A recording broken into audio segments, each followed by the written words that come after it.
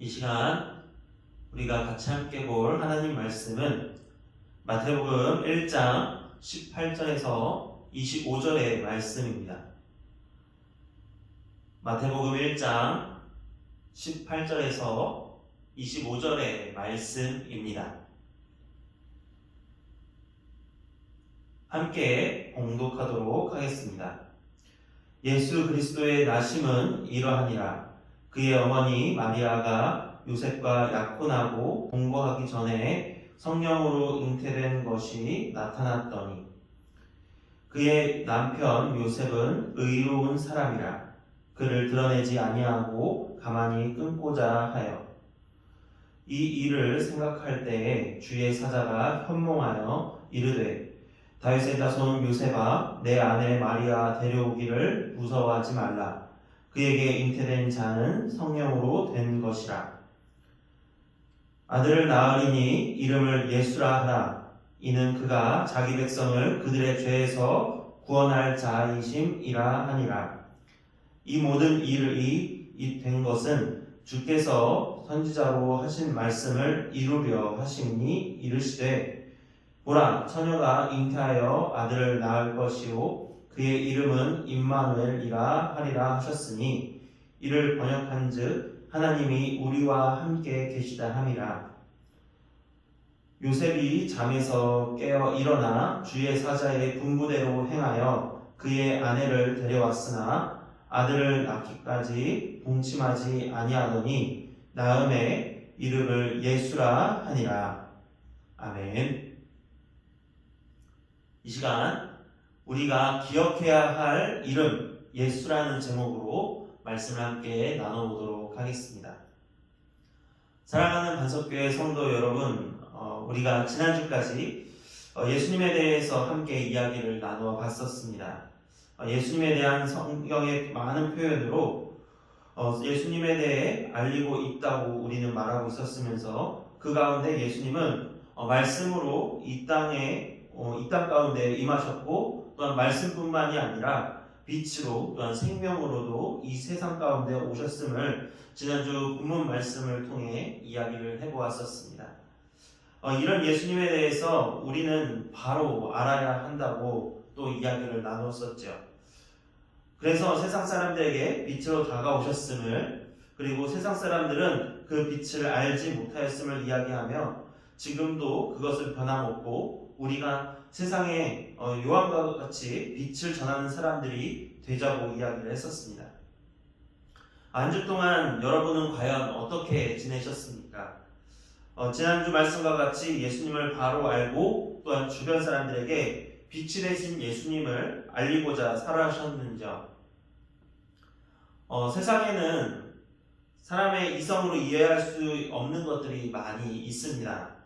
특별히 세계 7대 불가사의라고 불리는 피사의 사탑, 아니면 스톤헨지, 콜로세움, 성 소피아 성당, 만리장성, 파로스 등대, 피라미드와 같은 건축물들은 지금도 그것을 어떻게 세웠는지 설명하지 못하고 있죠. 그 중에 하나인 스톤헨지에 대해 잠깐 이야기를 나눠본다 하면 기원전 1700년에서 1400년경 세워진 것으로 추정이 되는 것인데 그 돌이 세워진 곳이 넓은 들판이라는 것과 그 주위에는 전혀 그 스톤헨지를 만들 만한 돌들이 없다는 사실이며 38km나 되는 그 밖에 있는 거리에서 그것도 한 개가 아니라 상당히 많은 수의 그 돌들을 운반했다는 게 그저 놀라울 따름인 것입니다. 수많은 학자가 이것을 어떻게 세웠는지 밝히려 했지만 지금까지도 그것을 밝히지 못하고 있다는 것입니다. 이처럼 세상에는 밝히기 어려운, 아니 밝힐 수 없는 놀라운 사실들이 있습니다. 그러나 그 많은 사실 중에서 가장 놀라운 사건이 한 가지 있다는 것입니다. 그것은 바로 예수 그리스도가 이 땅 가운데 오셨다는 것입니다. 18절을 같이 한번 읽어보도록 할까요? 예수 그리스도의 나심은 이러하니라. 그의 어머니 마리아가 요셉과 약혼하고 동거하기 전에 성령으로 잉태된 것이 나타났더니. 아멘. 아멘. 성경은 예수님께서 남자와 여자의 결혼을 통해 출생한 것이라 말하지 않고 있습니다. 그분은 성령으로 잉태된 것이라고 말씀하고 있죠. 일반적으로는 절대 사람들이 이해할 수 없는 그러한 사건인 것입니다. 아마 요셉도 그런 심정이 아니었을까요? 그는 아내가 될 마리아와 야코나였고 이제 얼마 있지 않아 부부가 될 날을 기다리고 있었던 사람입니다. 그런데 놀라운 소식을 듣게 된 것이죠. 그의 아내가 될 그 마리아가 임신을 하였다는 것입니다. 요셉은 분명 화가 났을 수도 있을 테고 마음에 도대체 어떤 남자랑 그렇게 어떤 남자의 아기를 만든 것인지 마음에 분노가 이를 수도 있었을 것입니다. 그러나 그는 의로운 사람이었기 때문에 약혼한 것을 조용히 끊고 없었던 일로 하고자 하였습니다. 같이 성경을 한 번 더 보도록 할까요? 19절입니다. 그의 남편 요셉은 의로운 사람이라 그를 드러내지 아니하고 가만히 끊고자 하여 아멘. 그러던 중에 요셉은 그날 밤 한 가지 꿈을 꾸게 되었습니다. 그런데 꿈속에서 주님의 사자가 마리아는 다른 사람의 자녀를 잉태한 것이 아니라 성령으로 잉태된 것이며 그 아기가 누구인지까지도 가르쳐 주었습니다. 그분이 바로 예수님이신 것입니다. 예수란 이름의 뜻은 아들을 낳으리니 이 이름을 예수라 하라. 이는 그가 자기 백성을 그들의 죄에서 구원할 자이심이라 하니라 라는 말씀에서 볼 수 있습니다. 예수님은 이 세상에 이해할 수 없는 방법으로 이 땅에 오셨습니다. 그렇다면 그분은 왜 이러한 상상 이상의 방법을 통해서 이 땅에 오셨을까요? 여러분, 오늘 우리는 이것을 통해 생각해 봐야 하는 것이 있습니다. 예수님의 탄생은 우리에게 특별한 메시지를 주는 것입니다. 그분은 생물학적인 차원을 넘어서 성령으로 말미암아 잉태된 분이었다는 거죠. 그분은 태어날 때부터 또한 이름을 가지고 태어나셨다는 분입니다. 또한 그분의 이름을 사람들이 지어준 것이 아니었습니다. 바로 하나님께서 태어나시기 전부터 이름을 직접 지어주셨다는 것입니다. 그리고 그 이름의 의미까지 그것을 직접 말씀해 주신 것이죠. 결국 예수님은 하나님이 보내신 특별한 분이라는 사실을 가르쳐주고 있는 것입니다. 그분은 이 세상에서 가장 능력있고 위대한 분으로 오신 것입니다. 그분의 이름의 뜻이 그것을 말해줍니다. 바로 구원이라는 뜻입니다. 그분의 이름은 우리를 죄에서 구원해내는 구원의 이름이 되었습니다. 이에 대해서 로마서 10장 13절에는 이렇게 이야기를 하고 있습니다. 같이 한번 읽어보도록 할까요? 누구든지 주의 이름을 부르는 자는 구원을 받으리라. 아멘. 또한 그분의 이름은 병든 자들을 치유하는 이름이 되었습니다. 사도행전 3장을 보면 베드로와 요한이 성전에 드러나면서 이렇게 나면서부터 앉은뱅이가 된 자를 보게 되었습니다. 그때 이 베드로가 이렇게 이야기를 하죠. 사도행전 3장 6절 같이 한번 읽어보도록 할까요? 은과 금은 내게 없거니와 내게 있는 이것을 내게 주노니 나사렛 예수 그리스도의 이름으로 일어나 걸으라. 아멘.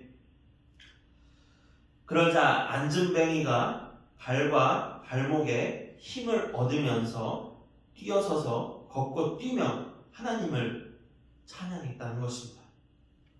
요셉을 통하여 천사가 말한 예수의 또 하나의 이름은 임마누엘입니다. 23절 같이 한번 읽어보도록 할까요? 보라, 처녀가 잉태하여 아들을 낳을 것이요 그의 이름을 임마누엘이라 하리라 하셨으니 이를 번역한즉 하나님이 우리와 함께 계시다 함이라. 아멘. 예수님이 이 땅에 오신 또 다른 이유는 임마누엘로 오신 것, 즉 그분이 우리와 함께하기 위해 오셨다는 것입니다. 잠깐 머물다 가는 것이 아니라 우리 안에 거처를 정하시고 거하기 위해 오셨다는 것입니다.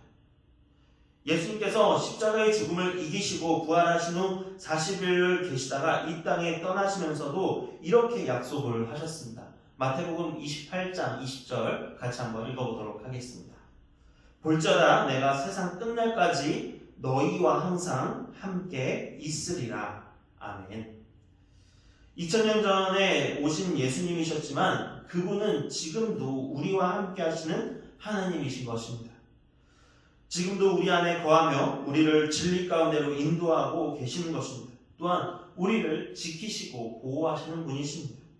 우리 안에서 기적과 능력을 행하고 계시는 것입니다. 사람들은 가끔씩 보면 자신의 자녀를 떠나기도 하고 버리기도 합니다. 어떤 이유건 그것은 옳지 못한 것이죠. 사랑한다 하면서도 약속을 지키지 못할 때도 가끔씩 있는 것을 우리가 보게 됩니다. 뉴스에 많은 사람들이 자신의 자녀를 구타하고 버리기도 하고 죽이기까지도 하죠. 하지만 우리에게 임마누엘로 오신 예수님은 그렇지 않다는 것입니다. 그분은 약속을 지키겠다고 말씀하셨고 지금도 그 약속을 지키고 계시는 것입니다. 히브리서 16장 5절 말씀을 한번 같이 읽어보도록 하겠습니다. 내가 너희를 버리지 아니하고 떠나지 아니하리라. 아멘. 모든 사람들에게는 특별한 날들이 많습니다. 자신의 이 세상에 처음 태어난 생일이나 사랑하는 연인과의 그 기념일, 천일, 백일, 심지어 발렌타인데이, 화이트데이, 빼빼로데이, 심지어는 짜장면을 먹는 블랙데이까지도 특별한 일들이 많죠. 또 결혼을 하게 되면 아내와의 그런 결혼 기념일을 중요하게 여기기도 합니다. 그날이 얼마나 중요한지 그 중요한 그날을 잊어버리게 되면 싸우기까지도 하는 그런 중요한 날들이 많을 것이죠. 이처럼 사람들은 자신만의 특별한 날을 영원히 기억하기를 원합니다. 그러나 여러분, 우리가 정말로 기억해야 될 것이 무엇이겠습니까? 우리의 인생에서 절대적으로 기억해야 할 것은 다름 아닌 저와 여러분들을 한 사람 한 사람을 위해 이 땅 가운데 예수 그리스도가 오셨다는 것을, 그분의 이름을 우리가 기억해야 한다는 것입니다. 그분은 우리의 구원자이시기도 하고 임마누엘로 우리와 함께 오신 분이십니다. 바로 예수 그리스도를 영원히 기억하며 살아가는 저와 여러분이 되는 그런 2020년을 마무리하고 2021년을 새롭게 또한 나아가는 여러분들이 되시기를 간절히 바랍니다. 아멘. 이 시간 같이 함께 기도하도록 하겠습니다. 사랑의 하나님, 우리가 세상을 살면서 얼마나 많은 일들을 기억하고 사는지 모르겠습니다. 하오나 주님, 우리가 정말 진정으로 기억해야 될 것이 바로 예수 그리스도 그 이름이며 그분의 그 이름의 의미이며 주님이 우리와 함께 하시고 우리가 약속을 지키시는 분임을 우리가 계속해서 기억할 수 있게 하여 주시옵소서. 이로 말미암아 우리의 신앙이 낙담하지 아니하고 온전히 주님 앞으로 나아가는 그런 우리의 신앙을 우리가 지킬 수 있게 하여 주시옵소서. 믿음의 사람들처럼 우리가 주님을 따르며 주님의 이름으로 말미암아 선을 행할 수 있는 그런 우리가 될 줄 믿습니다. 주님이 함께 하실 줄 믿으며 2021년도 함께 하실 줄도 믿으며 예수님의 이름으로 기도드립니다. 아멘.